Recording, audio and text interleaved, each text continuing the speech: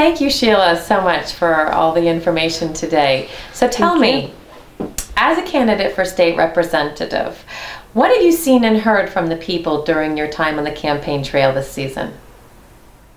Well, over the last year, I have had the opportunity to meet so many people at so many different events, and I'm grateful for that opportunity because it's afforded me the opportunity to listen to the problems that they feel that they are facing, and to be able to have dialogue with them with regard to the solutions and the problems here in Massachusetts.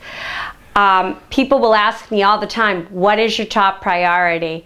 And I really feel that it's an intertwined priority. It's jobs, it's taxes, it's the economy. I don't think they act independently as problems. I think that the solutions are interrelated. I feel that most importantly, we need to bring jobs back here to Massachusetts and to our district. I feel that there isn't one solution alone that will do that for us, but a collaboration of many solutions.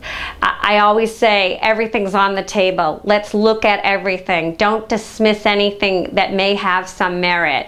It won't be one solution. It will be a multitude of solutions.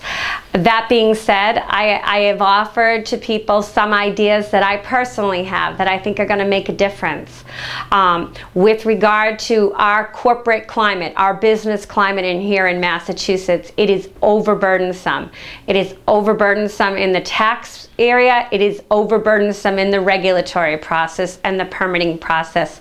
We need to change this. We need to make Massachusetts more of a competitive player in the bid for new jobs and new businesses.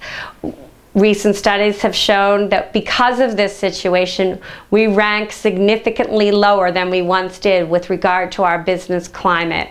This has driven businesses out of the area and has made it almost impossible for small businesses to be able to survive. This has to change. I also feel that we need to review the non-compete clause issue that I am hearing here in the Commonwealth of Massachusetts. Not only in my profession have I had people come to me and they are shocked with regard to the fact that even though they are laid off, not of their own choice and not because of any wrongdoing, they are sometimes prevented from seeking employment in an area in which they have over the years gained significant experience and skills. We have seen that in other states that have gotten rid of the non-compete clause, that they have been able to bring new businesses in and they have been able to have successful businesses. Recognizing that all businesses need to protect their proprietary interests with non-disclosures, we need to look only at the non-compete clauses, not the non-disclosures, as some people have misinterpreted from my discussions. I feel that we need to be looking not only at what we can't do, but what we must do. We need to be more proactive as a state. We need to actually get out there and market ourselves as a state, as some other states have done in the last few years and have seen increasing economic development in their states. It's time for everyone on Beacon Hill to work collaboratively. I have full confidence that this year is going to be a watershed year for change. I feel there are so many like-minded people out there running for these spots because they want to serve the people of their communities and they want to change a broken system. I feel hopeful that the leadership of Charlie Baker will also promote changes in the way that we do business here in Massachusetts, and in doing so, we will reform our own budget, our own expenses, but we will also be bringing in new revenues through more jobs and new businesses.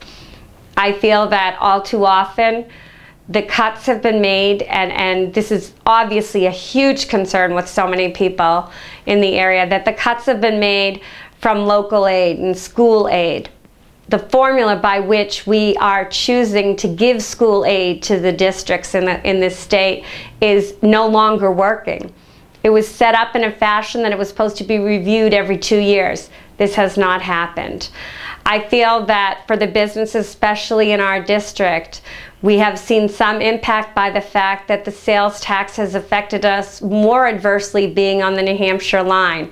but most importantly, it has affected those people in the alcohol distribution and sales area. They have been, in effect, double taxed by this alcohol sales tax. It has caused them to not be able to be competitive in any way with the New Hampshire liquor stores, and is causing us to lose jobs just even in that area. Although some people will say that this tax of the liquor sales industry was set up to help create programs and education for people suffering from alcohol addiction.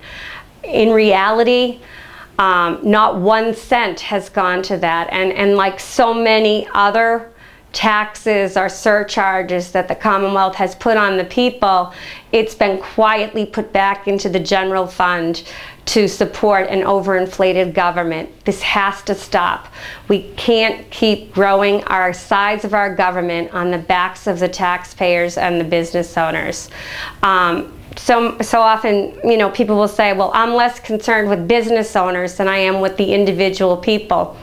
But I think what everyone needs to understand is that if we can't save the businesses in Massachusetts, if we can't bring new businesses into Massachusetts, if we don't make ourselves a more business-friendly climate, we don't have the jobs for the individual workers here in the Commonwealth.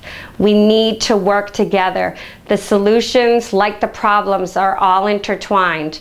And I promise that I will go to Beacon Hill. I will work collaboratively with the other legislators in a nonpartisan fashion to get the job done.